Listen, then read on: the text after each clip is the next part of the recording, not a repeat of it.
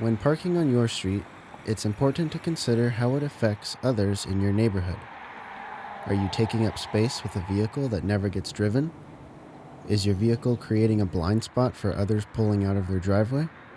These tips and many more will help with the parking congestion and improve safety on your street. The most common complaint that people call about is blocking driveways. Um, we've tried to address some of those issues by adding red curb at the driveways so that people are able to maneuver out of their driveways. Another big call that we get for complaints is people storing too many vehicles and saving spaces on the street, which is not very neighborly and can really impact a neighborhood that's already overcrowded.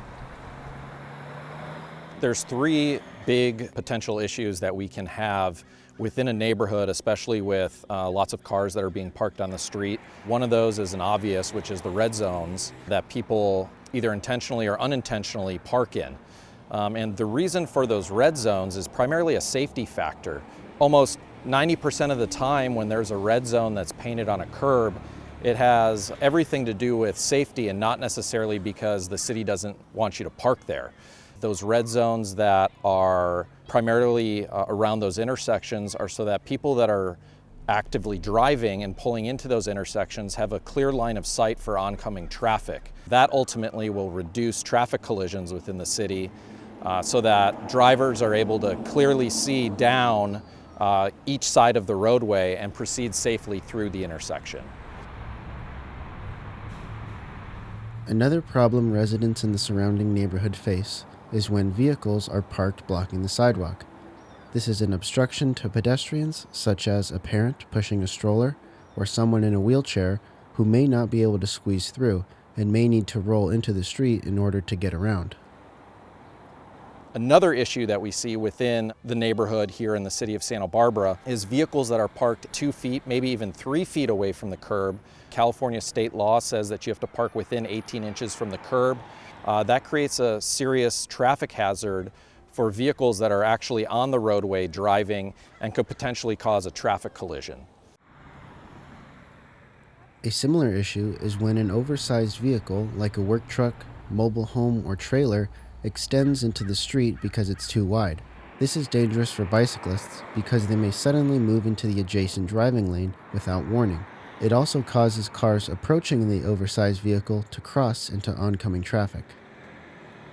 One of the third issues that we also see within neighborhoods is vehicles that are parked blocking driveways, public and both private driveways. It's difficult for those residents that live within the neighborhood that park their vehicles in the driveway, and maybe your bumper of your vehicle, or sometimes you may not see the driveway parking at night, blocks the entire driveway, creating an issue for that resident who might be trying to leave to go to work or a doctor's appointment, therefore having them have to wait an extended period of time potentially to call law enforcement, have us respond, and potentially tow the vehicle that's blocking the driveway, preventing that resident from exiting or entering their private driveway. Something that many people are confused about is double parking, which is only allowed for commercial vehicles when loading or unloading product or passengers. As an example, it is not allowed for ordinary drivers when dropping off kids at school or when waiting to pick someone up. Sometimes people don't necessarily think that there's a public safety aspect with parking rules and regulations, but that's absolutely not the case. Safety is the number one priority that is centered around parking laws and regulations. By being courteous to your neighbor and courteous to the community within the neighborhood that you live, thinking about where it is that you park your vehicle, especially in heavily congested areas where you might be able to fit 2 or 3 vehicles within a section of the roadway that you'd like to park. Please remember to try and pull as forward or as back as possible to allow as many cars as possible to park within a neighborhood, especially in neighborhoods that have parking congestion in them.